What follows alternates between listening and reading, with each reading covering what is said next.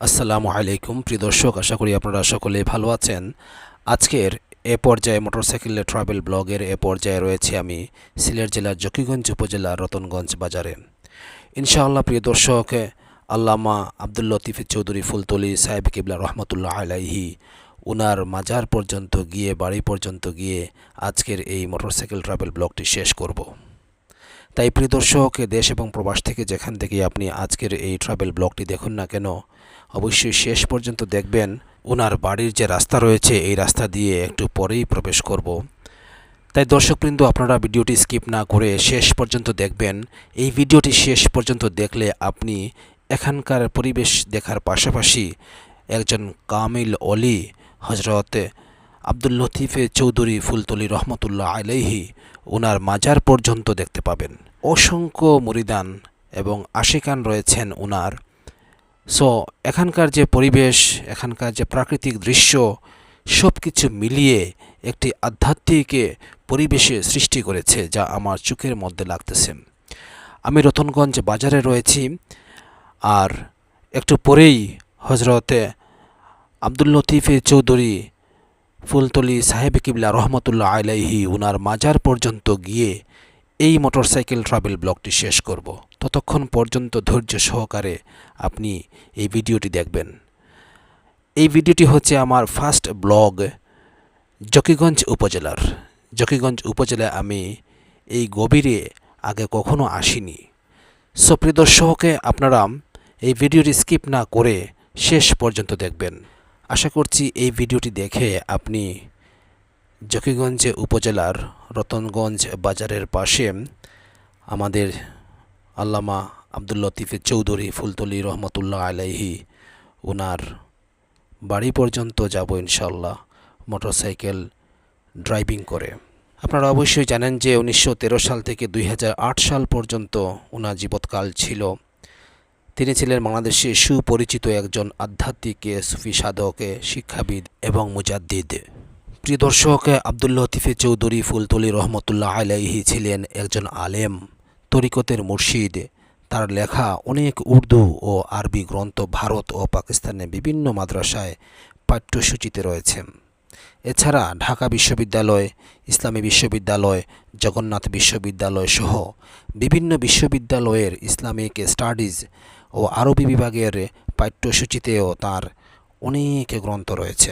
সহি শুদ্ধভাবে কোরআন শরীফ তিলাওয়াতের শিক্ষাকে তিনি দেশ ও বিশ্বব্যাপী ছড়িয়ে দিতে বিশেষ ভূমিকা পালন করেছিলেন।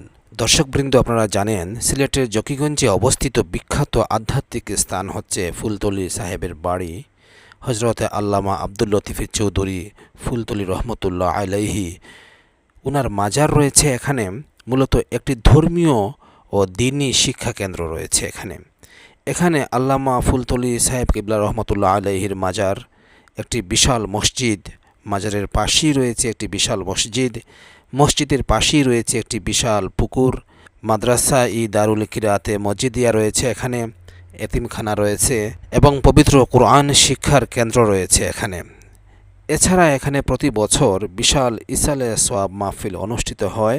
তো দর্শক, এই ভিডিওটির মাধ্যমে জকিগঞ্জ উপজেলার আপনারা এখন যে ভিডিওটি দেখছেন, এই ভিডিওটি হচ্ছে ফুলতলি গ্রামের পরিবেশ সম্বলিত একটি ভিডিও।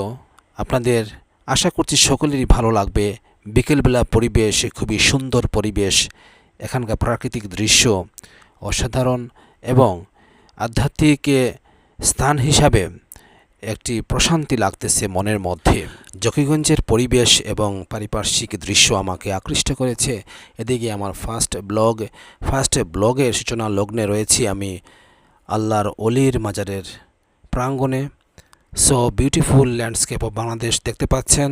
রাস্তাঘাটের চিত্র খুবই সুন্দর, মনোরম পরিবেশ, খুবই মিষ্টি মধুর বাতাস লাগতেছে আমার শরীরের মধ্যে।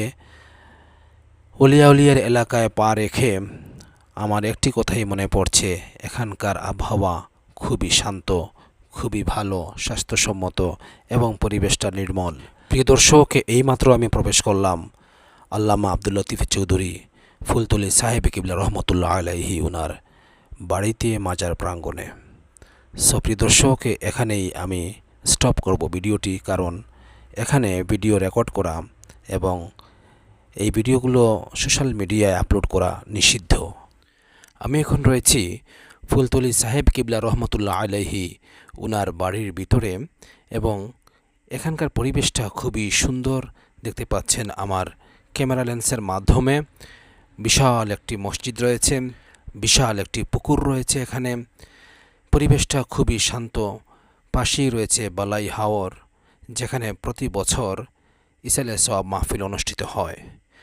দর্শকবৃন্দ, এখানে হেঁটে হেঁটে ভিডিও করা নিষিদ্ধ, সুতরাং আমি আর বেশি ভিডিও করব না, শুধু আপনাদের দেখানোর জন্য সামান্য রেকর্ড করেছি। দর্শকবৃন্দ, আশা করছি এই ভিডিওটি দেখে আপনাদের মনের মধ্যে ইসলাম সম্পর্কে, অলিয়া উলিয়া সম্পর্কে, সুফি সাধক সম্পর্কে, আল্লাহর অলি সম্পর্কে পজিটিভ একটি ধারণা চলে আসবে। মনের মধ্যে প্রশান্তি ফিল করবেন। সেই প্রশান্তি আনয়নের জন্য আপনাদের মনের মধ্যে আল্লাহ তাআলার অলিয়া উলিয়ার ভালোবাসা যেন বিরাজ করে, সেই প্রত্যাশায়, সেই আকাঙ্ক্ষায় আজকের এই মোটরসাইকেল ট্রাভেল ব্লগটি আজকের মতো এখানেই শেষ করছি। আপনাদেরকে অসংখ্য ধন্যবাদ যে ভিডিওটি শেষ পর্যন্ত দেখেছেন। আল্লাহ রাব্বুল আলামিন দেশ এবং প্রবাসী সকল মুসলমান ভাই বোনদেরকে নিরাপদে হেফাজতে রাখুন, সেই প্রত্যাশায় ভিডিওটি শেষ করছি। ধন্যবাদ। আসসালামু আলাইকুম ওয়া রাহমাতুল্লাহি ওয়া বারাকাতুহু।